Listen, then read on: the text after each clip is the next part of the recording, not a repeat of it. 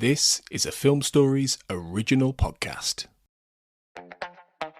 This episode is brought to you by Skinny Pop Popcorn. Perfectly popped, endlessly delicious. Oh, so light and crunchy. Skinny Pop Original Popcorn is the snack you've been searching for. Made with just 3 simple ingredients: popcorn kernels, sunflower oil, and salt. Snacking never felt or tasted so good. Perfectly popped, endlessly delicious. Give yourself permission to snack and pick up Skinny Pop Original Popcorn today. My dad works in B2B marketing. He came by my school for career day and said he was a big ROAS man. Then he told everyone how much he loved calculating his return on ad spend. My friends still laugh at me to this day. Not everyone gets B2B, but with LinkedIn, you'll be able to reach people who do. Get a $100 credit on your next ad campaign. Go to linkedin.com/campaign to claim your credit. That's linkedin.com/campaign. Terms and conditions apply. LinkedIn, the place to be.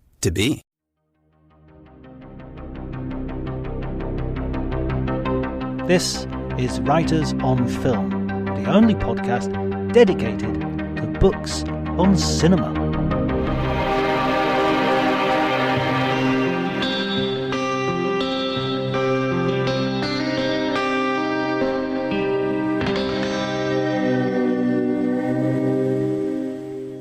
Hi everybody and welcome to Writers on Film. My name is John Bleasdale. I'm a writer and film critic, and today I have the enormous pleasure of having a friend of mine on the podcast. Tim Robey is a film critic for The Telegraph and has written an amazingly entertaining book, Box Office Poison: Hollywood's Story in a Century of Flops. Thank you so much for coming on the show, Tim. Thanks very much for having me. So we have talked about this actually in London during a BFI sponsored sort of Q&A, which was a really good conversation, and it feels like it's been a little bit of a warm up to our conversation today as well, which took part as part of the London Film Festival. One of the things I asked you there, and I think it's worth repeating right at the top of this conversation, is your definition of a flop, because there's a little bit of not controversy, but there's a little bit of fuzziness. For sure, yeah, you can define a flop in all sorts of ways. Some people would say any film that is released to kind of general ridicule could be considered a flop, if that means bad reviews, for example. And that's almost regardless of whatever the box office performance of the film is. But I needed to narrow down the subject.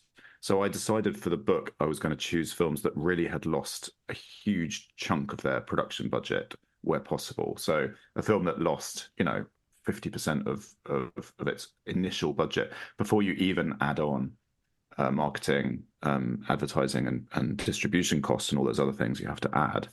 So I didn't, for that reason, include, for example, Exorcist II: The Heretic, which was German's much derided and critically savaged sequel to The Exorcist.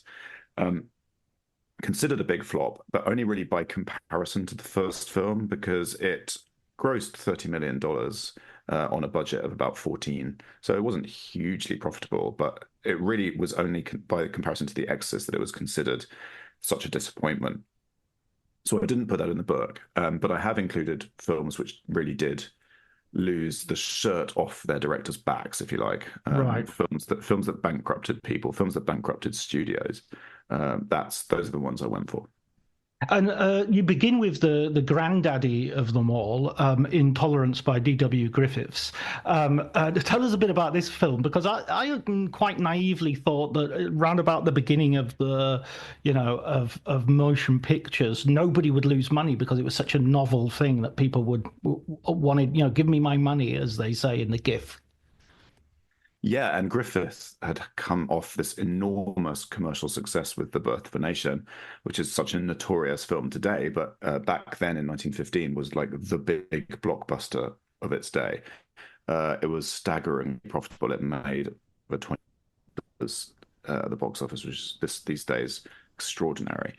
So he assumed he was, basically he was set up for life, and he reinvested a lot of that profit in his next production through his own company, and that was Intolerance. But there was a level of hubris there, because really, intolerance was conceived as a kind of riposte to anyone who dared criticize him for the birth of the nation. It was it was a retort to his critics, to the backlash against that film that had kind of grown up a little bit surrounding its racism and other things. Griffith was furious with anyone charging him with that. So he made a film that was essentially anti-censorship, film that was about the intolerance of critics and censors across 4 different historical timeframes. It started to just balloon out of control. The indulgence of the filmmaking was enormous. Even though these days it is considered kind of one of the masterworks of silent cinema on a technical level, when it came out in 1916, critics were the only people who liked it.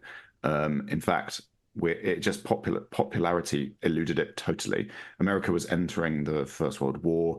No one was in the mood for D.W. Griffith's rather self-involved rant. No one really understood what the film was all about or for. And so, having spent millions on this film, and millions more to release it as a roadshow around America in specially decorated cinemas and so on.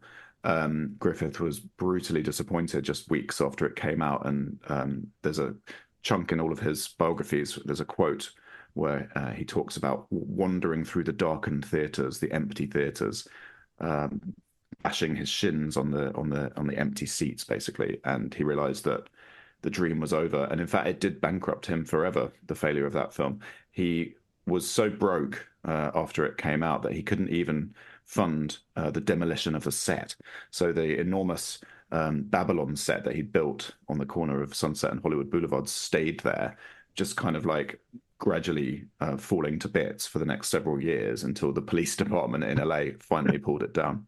I seem to remember the Taviani brothers made a film about a couple of Italian sculptors going over to Hollywood and making the elephants because they'd done it in Cabiria, and he hired them to come over especially. What's the name of that film? Yeah. Anyway, that's a little digression. So he was the Ricky Gervais of his day, then, sort of shouting out for free speech as long as people weren't criticizing him. That was the limit of free speech. That's right. And I think that the lesson of that film from a kind of industry point of view was don't get so caught up in yourself and don't try to be a one-man film studio, because that rarely works out. Yeah, and it's sort of like don't get high on your own supply sort of thing. Never put your money into the business. And of course, this is a pattern which gets repeated. Someone having a huge hit like Birth of a Nation, and then going on to sort of get more, they throw money at them, and they inevitably make the next movie is a massive flop. Yeah, this does happen quite a lot with these guys. Always guys who are assuming that they're at the very pinnacle of their profession after they've had a great success. After The Deer Hunter, which won him Oscars and was an enormous hit, he plows straight into Heaven's Gate. He demands untold millions, at least $40 million, and he bankrupts the studio, United Artists, who are funded. The amount of time and resources that he ate up during the making of that film is legendary. But it's been written about a lot, Heaven's Gate, so I actually didn't do a whole chapter on it. I did, however, do a chapter on a similar scenario, which was William Friedkin's Sorcerer from 1977. Friedkin had just made The Exorcist, and that was an extraordinary phenomenon. And he thought he was untouchable in the 70s. He thought he was better than all of those other guys, the Coppolas, the Spielbergs, the Bogdanoviches, anyone. He thought Jaws wasn't much good, for example. He was offered a chance to produce it, and he didn't even like the finished film. He thought it wasn't impressive. He thought whatever his next film was going to be the one, right? The biggest film of the year. So he persuaded Universal and Paramount in the end to split the cost on this production and fund his kind of adventure down into the jungle to make effectively a remake of The Wages of Fear. And the cost and the chaos of that production is legendary. And so is the failure of it at the box office. It had terrible fortune in coming three weeks after Star Wars opened. It got released. And no one was in the mood for freaking Sorcerer, because all anyone wanted to do was go and see Star Wars again. Star Wars was this huge breath of fresh air after the decade of kind of grim, gritty and nihilistic cinema that had flourished, I guess, in the early 70s, we would say. And Friedkin was very much a part of that. But suddenly George Lucas brought fun back to cinema. And Sorcerer was the victim of that. It was destroyed, and it actually got terrible reviews as well. And Friedkin thinks that those were down to his reputation in the industry as a bully, as a tyrant who was called Hurricane Billy on this film. He fired 5 production managers. He was becoming deeply unpopular, and there was this sense of his arrogance that was building and building. And he thinks that critics sensed this and had their knives out for him. As he put it, it was payback time, and I was the piñata. That's brilliant, but I mean, he kind of deserved it as well. I don't have much, I don't have that much sympathy. And I mean, I love Sorcerer. I actually got the opportunity to see it in Venice with William Friedkin in attendance and introducing it, and it was a brilliant experience. Having said that, it was never a hugely commercial film, even before Star Wars came out. You know, I mean, you look at those 70s movies like The Conversation and films like that, and they were just sort of like, you know, we look at them now as wonderful, but I don't know what their box office performance necessarily was. You know, especially The Conversation's kind of a quite small film as well. That's it. I think you can get away with that on a smaller budget, and you can build up a sense of prestige. And those films relied on like being nominated for the Oscars and Best Picture and so forth. But the problem with Sorcerer was that Friedkin spent a big budget on it. You know, $22 million in the end, which was overages as well. It wasn't supposed to be that high. It was originally budgeted at like 12 or 13 million. And originally it was supposed to star Steve McQueen.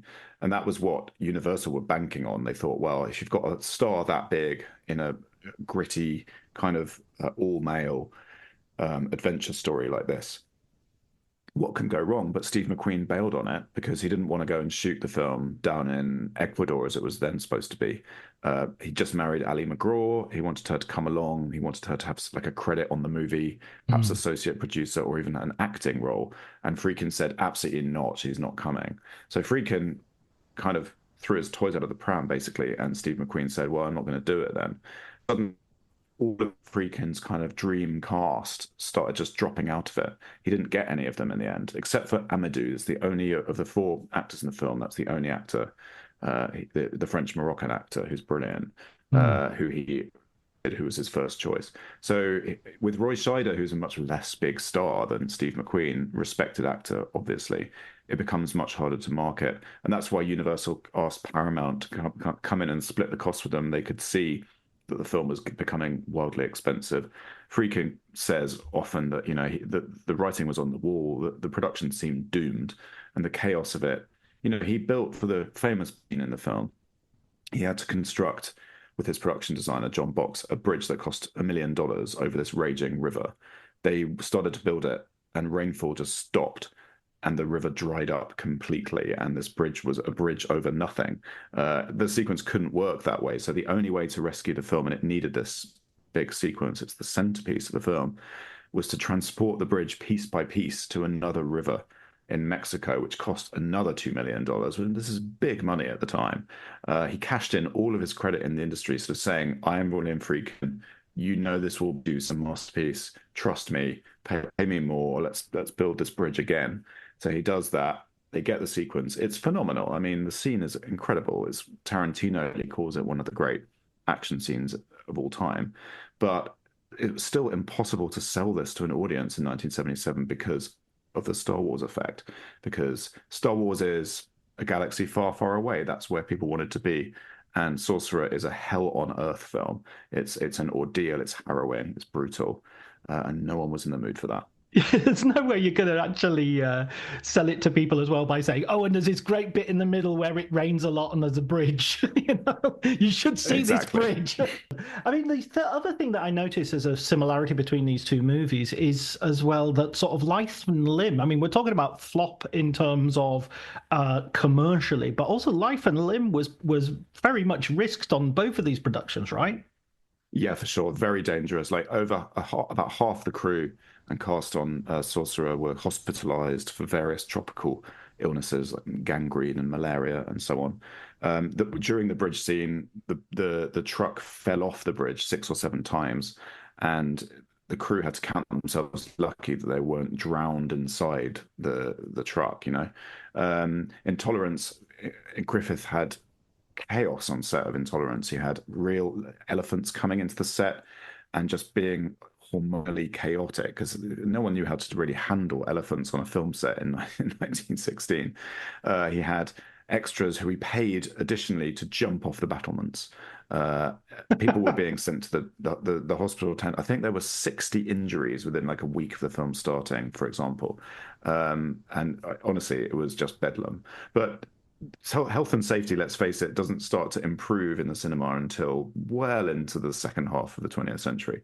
There is still a lot of madness going on a set like Dune, for example, the David Lynch version of Dune. Also in your book, breaking their legs. Indeed, yeah, another one in the book. People breaking their legs. There was a second unit cameraman who jumped off a sand dune and broke his leg. The actor Jürgen Prochnow suffered first and second degree burns from the green gas device that's billowing from his mouth during his final scene with the Baron in the film. And that was only even after he was laid out on the same stretcher for that sequence, and a light bulb exploded above his head, and he had to roll off the stretcher. Otherwise, he'd been savaged by, shards of molten glass. So yeah, health and safety definitely is a kind of running thread through the book. Heaven's Gate, another one, and Heaven's Gate, a horrific set from the point of view of animal treatment as well, and abuse. And the American Humane Association stepped in really as a result of that film and started to monitor film shoots much more closely and insist on like no animals being harmed as that disclaimer. Yeah, that's really fascinating. I've got the Taviani brothers film that I mentioned earlier is called Good Morning Babylon, and it's from 1987. Stars Greta Scacchi and Charles Dance as D.W. Griffith. So there you go. That's about the making of Intolerance.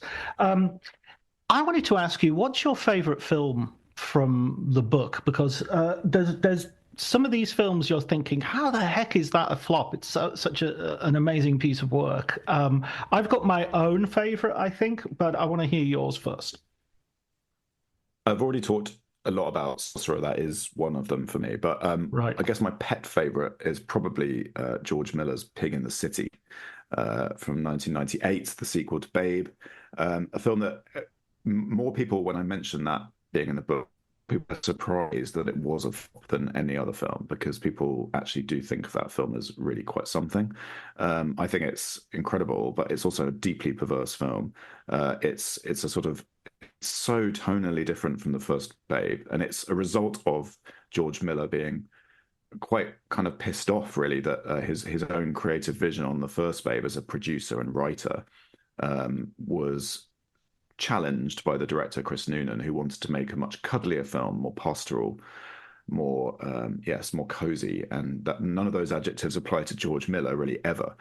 He wanted to make it much darker, much more perilous and full of jeopardy. So we end up with Babe, Pig in the City, a film in which Farmer Hoggett falls down the well 3 minutes into the film and breaks pretty much every bone in his body in a deeply harrowing scene, which he was originally supposed to die in. That was the script said, right, we're going to kill off Farmer Hoggett in minute 3. So this is the George Miller approach to Babe, and you wind up with essentially a kind of Mad Max film with a talking pig. But I find it jaw-dropping and like extremely interesting, and some of the set pieces in it are extraordinary. The loose use of slow motion, the scenes with Babe running around, like basically these scrapyard dogs around the city canals and so on, are just extraordinary. Some of the highlights for me of George Miller's whole career. So I have a lot of time for Babe, Pig in the City. I remember paying to see it twice in 98 when I was an undergraduate, just bunking off and going to see Babe 2. And honestly, the pattern of that film, and the reason it was a flop, is that children found it traumatic and just wanted to get the hell out of it, running away screaming from the film. And that's what happened the first time George Miller showed it to the executives at Universal. He'd been making it in Australia, thousands of miles away from the oversight of the studio. They begged him, please show it to us and show it to our kids. We're going to have a huge screening. We can't wait. And he brings it over to do that. And the children flee. The children flee. The children are not happy, and then Universal go into kind of damage limitation mode. And there is definitely a phase of that film's post-production where all hands are on deck, trying to make it normal, trying to make it. But there's only so much you can do with a film that is as dark and difficult and challenging as this is. So they tried their best, but yeah, they still couldn't claw it back.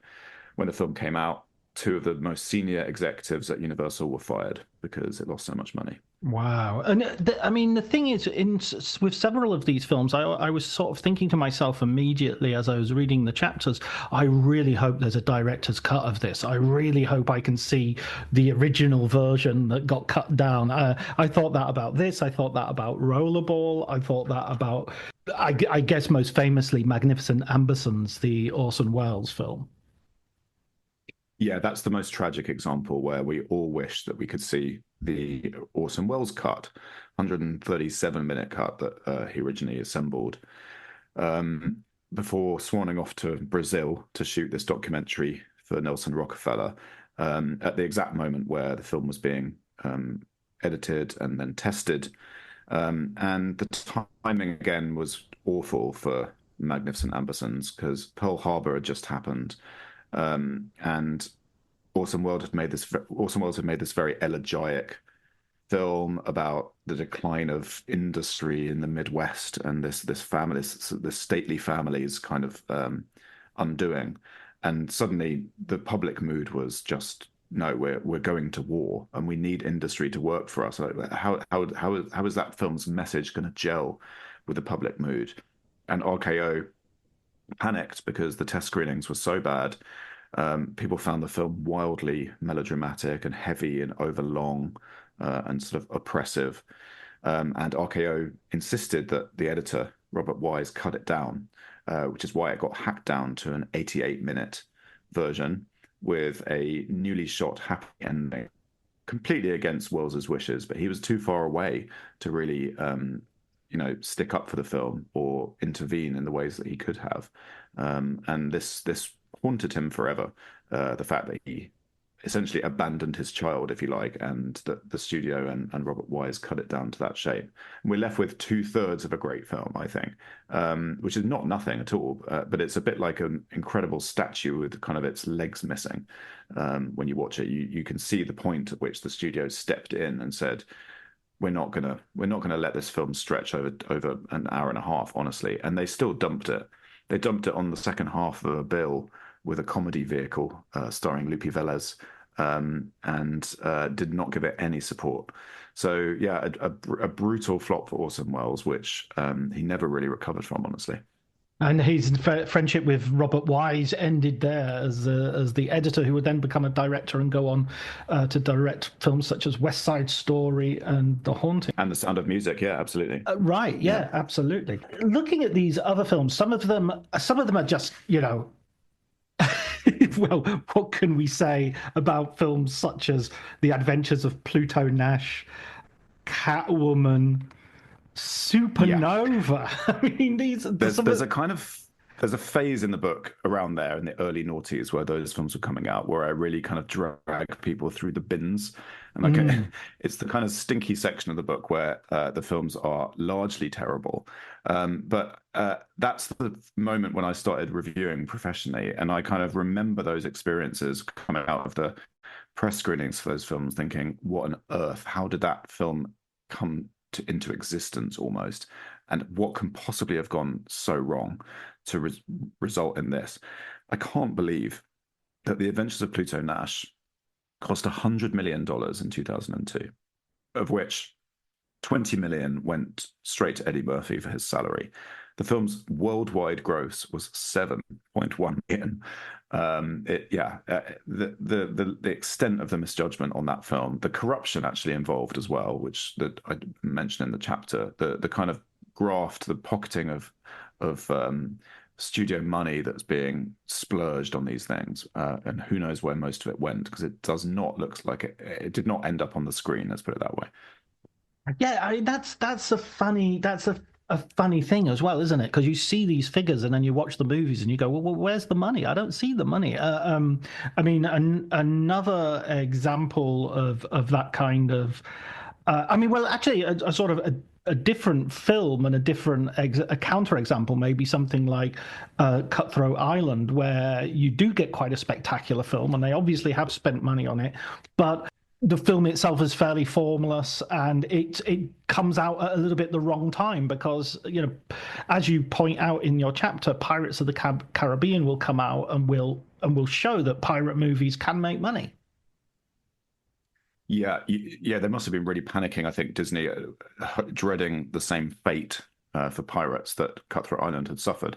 But there is a difference, which is that with the clout of Disney behind it, and with a star as big as Johnny Depp, you've got two big promotional assets there to kind of get the film off the ground. And also, it's based on a very famous, you know, Disneyland ride and so on. So it's got kind of the IP value of that. Cutthroat Island actually had none of those things, especially when they lost Michael Douglas, who was supposed to be the male lead. And he left the production only weeks before it was due to shoot because he didn't like the role that he'd been handed, really. He thought that Gina Davis's role kept getting better and bigger while his kept dwindling. So he jumped out on the film. And in many scenarios, that would cause a film just to be cancelled, right? It would never never kind of get in front of cameras. Look at what just happened with Joaquin Phoenix in the Todd Haynes movie, for example. They're not making it. But the company that made Cutthroat Island were in an extremely precarious position right then because they'd already borrowed $50 to $60 million from different international distributors to get the film off the ground and to fund the location shoots and start building the sets and all of that.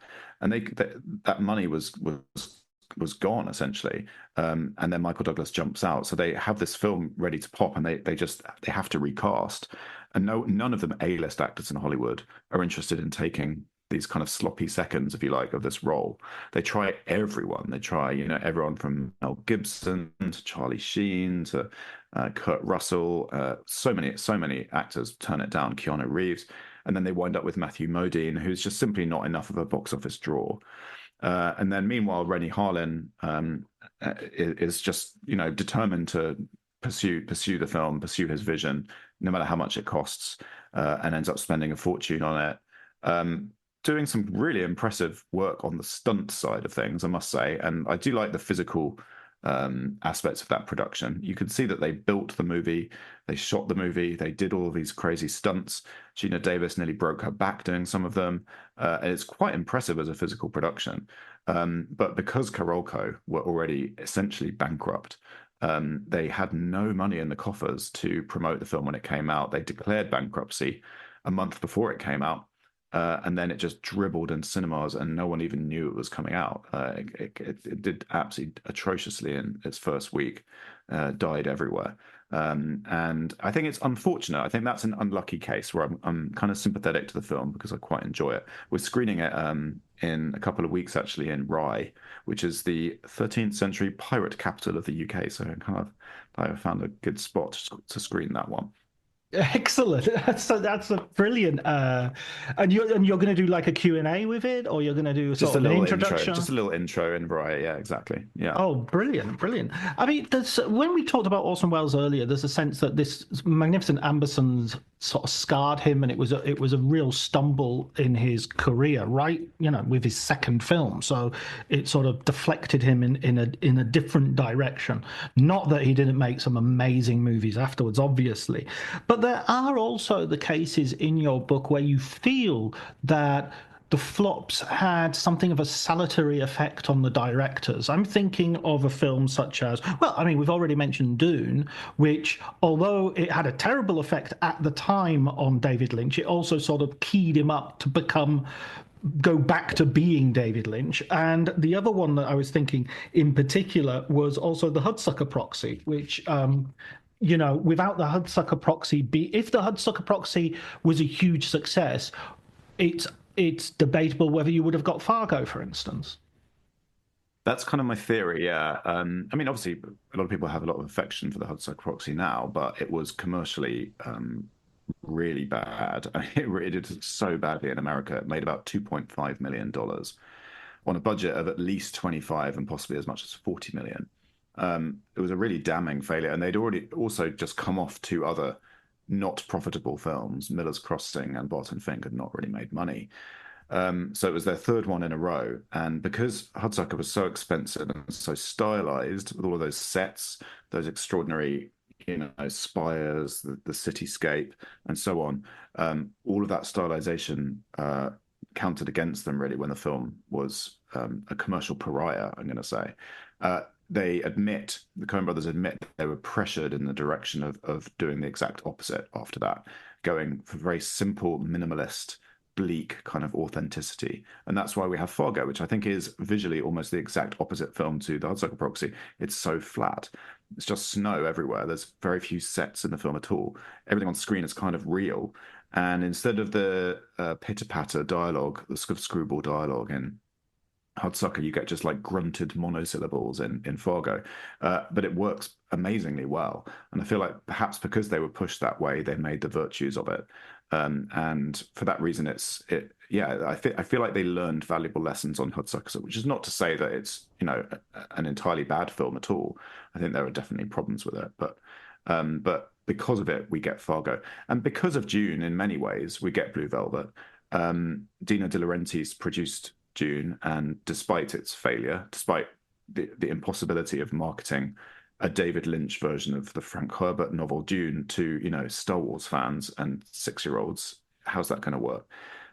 Despite all the chaos and difficulties they faced in the production in Mexico on Dune, Dino De Laurentiis, to his great credit, was not ready to give up on David Lynch, and he said, "I'm going to give you another shot on a much lower budget, but you can have final cut this time. Here's $6 million and you can make whatever you want." And he makes Blue Velvet. And Blue Velvet just cements Lynch's aesthetic for good, doesn't it? Without it, I don't think we have Twin Peaks, Mulholland Drive, and everything else. Dune could have been a career killer if it weren't that his producer was willing to extend him that life raft, if you like. It's so funny as well that David Lynch was going to make Return of the Jedi. It was George Lucas's one of his choices. I quite like the story of that. So yeah, Lucas says, "I want you to come in for a meeting." So Lynch flies in to LA, and George Lucas picks him up in his sports car and drives him around and says, here's what we've got, and shows him some Wookiees in the production office. This was when Return of the Jedi was going to end on the Wookiee planet, and then it was switched to Ewoks. And Lynch was just being shown all this stuff and just had this growing migraine as Lucas was just kind of telling him about all the story beats and so on, and saying, "You're going to be amazing. You'll do such a good job." And Lynch just thought to himself, he's already got all of this in his head. There's nothing I can add. There's nothing creatively or in design terms that I can really bring to this party. It's preconceived. So he just knew he was not going to want to do it. So he just basically flatly refused. But then Dune was much more tempting for him because no one had succeeded in getting a Dune production off the ground, despite Jodorowsky's attempt in the 1970s, famously. There was a shortfall. He couldn't get enough money together to make that work. So they did spend many millions of dollars and years of time in pre-production on his version, but it hadn't made it to the starting line. And Ridley Scott had a little stab at it, but he didn't want to shoot it in Mexico. And so it fell into Lynch's lap. And Lynch really did like the idea because there were these 4 planets. No one's visualized them before. There are all these creatures. There's the costumes. There's everything. There's so much. It's like a playground for him to work in design terms. And I think on that level, I really like his version of Dune. I think as a design playground, it is quite sumptuous and spectacular. And I've watched it many times, and I kind of relish the details. But in narrative terms, it is a bust. And that's partly because he tried to squeeze that entire book into just one film, which doesn't work. And Villeneuve found a solution in breaking it back into 2. But I still have a lot of affection for the Lynch version. I think aesthetically, in design terms, I kind of prefer it, I'm going to say. Yeah, I think the Baron Harkonnen, and especially the Beast Harkonnen, is so good in that. And funnily enough, he crops up in a Coen Brothers collaboration with Sam Raimi, Crime Wave, where he plays a villain as well. I mean, what's the name? He's an Israeli actor. He's called Paul Smith, I think. He's got Is it Paul Smith? Yeah, yeah. I think it's right. a very boring name compared to what a oversized character he plays in both those films. I mean, the pièce de résistance, if you'll excuse me, a little bit of French pronunciation, has to be Cats of this book. This is this is. I mean, there were moments in this book that I was laughing out loud all the way through it. Before we get onto Cats, actually, it's just something that occurred to me while I was listening to you talk about Sorcerer and some of these other problem productions, because you mentioned Jaws early on, and I think it's kind of funny that if Jaws hadn't made all that money, which of course is a very big if, you know, I could see Jaws being in this book in terms of its tortured production and all the rest of it. And then it just made the money, and then everything retrospectively looks fine. Yeah, Spielberg really thought that he was making the flop of his lifetime during Jaws because everything was going wrong. You know, the shark was broken, famously. He just couldn't get the thing to work. It was one of those infamous examples of a production at sea just taking forever and costing more and more money. And the studio were breathing down his neck, and he was really paranoid, actually, that he was going to get like sacked, and that this was going to be the end of his career. And what a turnaround that was for him to make like the biggest hit of the year out of that. I feel like the pattern there repeats itself a little bit with Titanic as well, because Titanic was hyped as the biggest flop ever before it came out. All the pre-release stuff had been about, you know, how the budget had ballooned to 200 million. Again, two studios had gone in together to split the costs on it. And the production had taken forever, and people had nearly drowned, and all this stuff. Everyone was like, "This is going to be a disaster." They expected it to be again a career ruiner for James Cameron, and even in the first week of its release, it didn't gross a particularly good figure, 25 million or so in America. That's on, you know, on a budget of like 200, and everyone was still really worried. But then it hung in there. And then word of mouth meant that people just went back to see it again and again and again. And it stayed number one at the box office for 15 weeks, which is an insane length of time, right? It's unheard of. Probably since the days of The Birth of a Nation, you would struggle to find another film with that much longevity, with the possible exception of The Sound of Music or maybe E.T. I think those are all Gone with the Wind. These are the only ones that I could throw in. But Titanic obliterated all the records when it came out. And proved James Cameron to be kind of untouchable, which he's then proved again with both Avatar films. The man at the box office just does not put a foot wrong. The Abyss we could talk about. I really like The Abyss, but that's his one slight stumbling block in terms of commerce, I suppose. Yeah, that is so fascinating, because that I remember before Titanic came out, I remember reading an article saying if everybody in the world bought 2 tickets, it still wouldn't make money. You know, that's how big the budget is. And then, yeah, it became this steamroller of profitability. I think I might have gone to see it twice. I didn't even like it that much, but just because it was such a spectacle on the big screen. Yeah, that's it. I mean, it's suddenly no one could talk about anything else. I met the other night. I met Guy Pearce at a screening. I'd never met him before, and for some reason we were talking about LA Confidential, and he was slightly kind of ruefully shaking his head about, like, you know, it was so unlucky that LA Confidential came out in the same awards cycle as Titanic, because any other year LA Confidential would have swept the board. It would have won Best Picture, Best Director. Kim Basinger would still have won Supporting Actress. I imagine Russell Crowe might have been nominated. You know, there would have been a sweep there. But Titanic just stole all of its oxygen, basically, and won, what, 13 Oscars, is it? And, you know, an insane haul as well. But yeah, it was one of those once in a generation hits, I think. And yeah, the film in my book, which kind of comes up against Titanic in a way, is Speed 2, because Fox were making them both simultaneously. And when Titanic had to be delayed to that Christmas in '97, Fox were left with this big hole in their summer schedule. And so they shunted Speed 2 into existence. despite the fact that it was deeply unready and stupid and set on a cruise ship, and had a script so stupid that Keanu Reeves decided, absolutely not, I'm not coming back to this because this is the wrong sequel to Speed. I'm not exactly sure what the right sequel to Speed would have been, because really, if you analyze the plot of Speed, how do you write a coherent sequel to it? It just doesn't really work. I mean, Die Hard, you just put Bruce Willis in another scrape again, right? You move him to an airport or whatever. But with Speed, you've got a bomb on the bus, and like, how do we repeat that? It's just very difficult to see how they could have done it. But Keanu saw the iceberg looming, if you like, and he did not agree to do it, and so they had to recast, and they brought in Jason Patric. Sandra Bullock did agree to do it, but mainly because she wanted Fox to fund her next film, Hope Floats.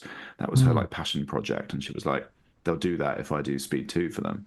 So she jumps in, but even she now says that she will never do another sequel because her view of it is basically slow boat slowly going towards an island. What was I thinking? I mean, Father Ted did the best Speed spin-off with the milk float, and that's what they should have done. The milk float going around Craggy Island. So we get to Cats. So we arrive at the denouement of I don't know why I'm insisting on this on these. So much French coming from you just towards Cats. Les chats, should we call it? So this was one of my favorite chapters, and I just the story specifically of the sort of what do you call it, the comfort animal that you need before when you're going on an aeroplane. Oh yeah, okay, yeah. I can relay that. So Andrew Lloyd Webber, who understandably wanted to distance himself from the film Cats when it came out, gave an interview to the FT in which he said that he'd warned Universal a year before it went into production. He'd written to Donna Langley there and said, you're going to be in real trouble if you pursue this because they don't know what they're doing. This is going to be, a shit show, essentially. She never replied. And then he had to go and see it and watched it, and just his jaw dropped like everyone else's did at how wrong the film was, how weird, how misjudged, how just like completely miscalculated it all is. He then had to stay kind of on message a little bit, obviously when he's kind of walking the red carpets and pretending it's all fine before it comes out. But in the wake of it coming out and being eviscerated by critics and the public, he bought an emotional support dog, a Havanese puppy called Mojito. And this was during the pandemic, remember, because the pandemic very suspiciously began just 3 months after Cats was released. I don't know. The conspiracy theories there are rife, but so Andrew Lloyd Webber has this dog, and he's wanting to get to New York during the pandemic. But how do you transport this dog? And the airline said something like, well, you're going to need special dispensation for whatever reason. So he wrote to them, and he said, well, I'm just going to have to say that, have you seen what Hollywood did to the film version of my musical Cats?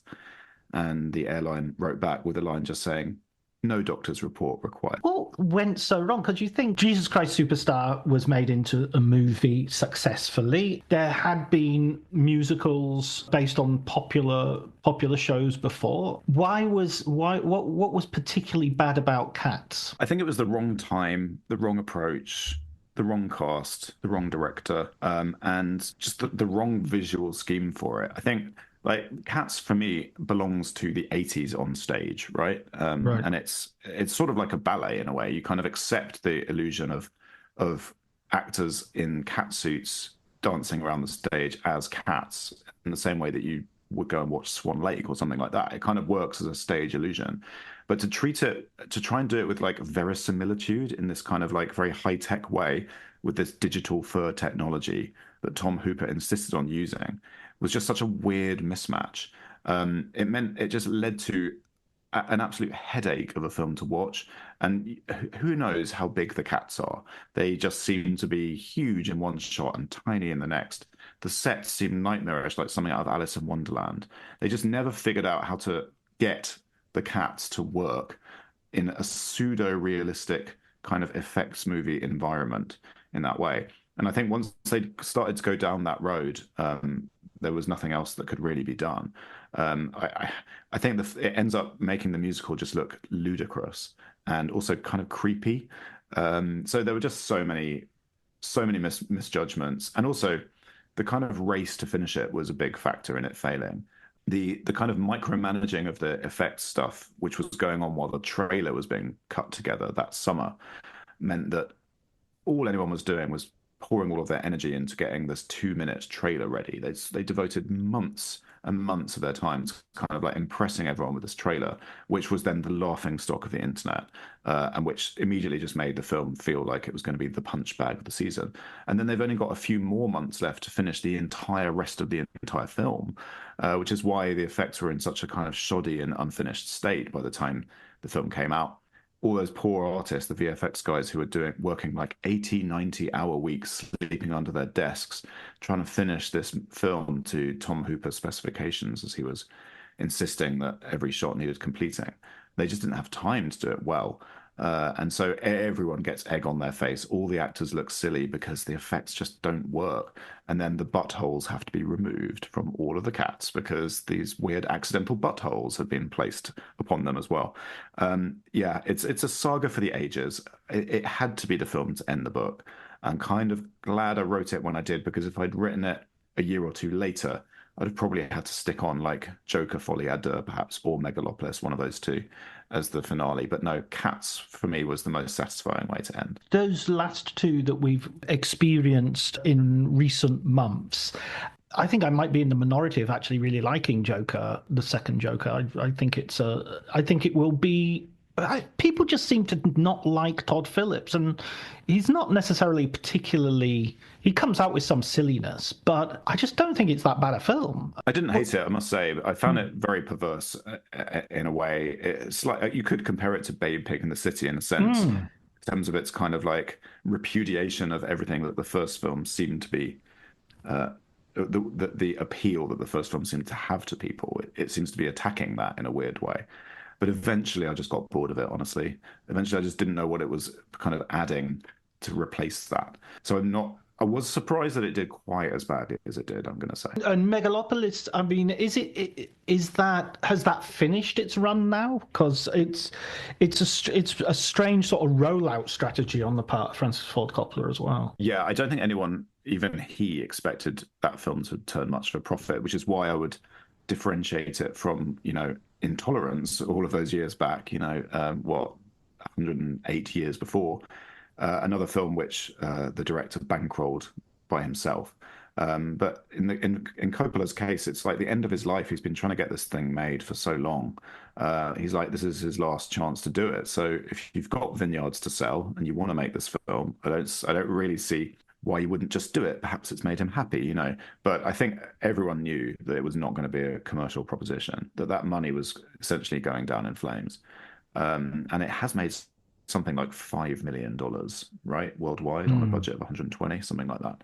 But it can't be chalked up as, this as a kind of great epochal failure that's going to bring a studio down, because it's Francis Ford Coppola's money. He's sort of paid for his own mausoleum there in a way. Do you think there's any chance that film will get a sort of reevaluation years down the line, or is it? I mean, it feels like it when it came out, it was very wrapped up with the story of production and the various sort of back and forth that was going on there. Everyone was reviewing the budget, reviewing the production, which is kind of a common theme with a lot of the flops in my book as well. That starts to happen from like the 60s, 70s onwards, when people get wind of like a runaway production. You start to read feature after feature, just sort of talking about all the expense. And I think that everyone was very focused on that. And people haven't particularly engaged with, the ideas in Megalopolis, but they are so kind of far-flung and so highfalutin in many ways. I feel as though they need translating. I feel like people just, because the film isn't well constructed enough to kind of rhetorically deliver those ideas in a coherent way, people have just dodged the challenge of engaging with it at all, except for a few, hardcore fans who have kind of gone in on it deep. But I just can't see that reevaluation happening, honestly, with that one. I think it's happened much more with Sorcerer. because Sorcerer was very difficult to see for about 20 years after it came out. It just was, it was deleted, essentially. It was one of those films that just kind of vanished. I don't ever remember seeing it on VHS. Maybe I'm wrong. Maybe it did exist in some form. But only now that it's been restored and there's the new Blu-ray and stuff and it's starting to get screened more, are people finally watching it and kind of going, oh, wow, this is actually one of Friedkin's great achievements, if not his greatest, which is what he thought it was. He said it was the one film he'd ever made where he wouldn't touch a frame, despite all of the agony of making it and the many kind of difficult parts of the shoot they had to do over and over and over again. He was supremely happy with the film when it came out, which is why it was such a shock to him when he opened the LA Times on the morning of its release to read his favorite critic, basically, Charles Champlin, saying, what went wrong? He was astonished. And I feel like only now do we disagree, or the disagreement with that verdict have real power. People now think, yeah, it's one of his great films. I don't know. I think with my Emersonian mind, I will lay it open to Megalopolis at some point being re-evaluated, but I don't know. So a final question, Tim. I want to ask if you have a film book recommendation for our listeners, something that you would like to recommend that maybe no pressure. Other than your own book, John, about Terrence Malick that is coming out very soon. I don't know if I'm allowed to talk about that. Oh yeah, absolutely. Well, that's clearly going to be a big deal next year. John's full-length study of the life and work of Terrence Malick, The Magic Hours, which I have read and which is excellent. There's one other book that springs to mind, though, which is the reason that I didn't include a chapter on The Bonfire of the Vanities, Brian De Palma's adaptation of the Tom Wolfe novel. And that's because there's an amazing book about that production going awry, which is called The Devil's Candy, written by Julie Salomon. She was a Washington Post journalist who was invited on set throughout that shoot to oversee everything going from the casting through to the shooting of the film. When everyone thought this was going to be a big awards movie and sort of like perhaps the film of the year, she was sort of embedded on set, and then everything started going wrong from casting on down. And she was fully aware of it. She had kind of like ringside seats for all of it. And to his great credit, Brian De Palma just said, just write what you see. Just write it how it plays out. Just tell the truth, essentially. So she wrote one of the great accounts of a flop, The Devil's Candy. I couldn't have done a chapter on the film, honestly, because it would have just been a précis of her book. But yeah, I would thoroughly recommend people seek that out. Was that a book sort of almost an inspiration for your own? Was that something that you saw? Yeah. I mean, there are a few other examples of this. There's that book, Studio. Have you read that book before? Oh, John Griffin Dunn. Yeah, very good. Yeah. And also there's Final Cut, which is the account of the Heaven's Gate fiasco by one of the producers involved, Stephen Bark. It's a very good book indeed. And what's the other one about the Red Badge of Courage? Oh, that is Studio, I think. Well, there's also Mark Harris's Scenes from a Revolution about the 1967 Oscar race. Is an excellent book which deals with the flop of Dr. Dolittle. Brilliant. Well, listen, Tim, I've really enjoyed talking to you once more about this book, and I absolutely this is a perfect Christmas present for any film lover because it's just because it's such an entertaining read, and it will have you laughing, but it will also educate you about the sort of the real chancy nature of the film industry. Thank you. It's been a real joy once again. Thank you very much.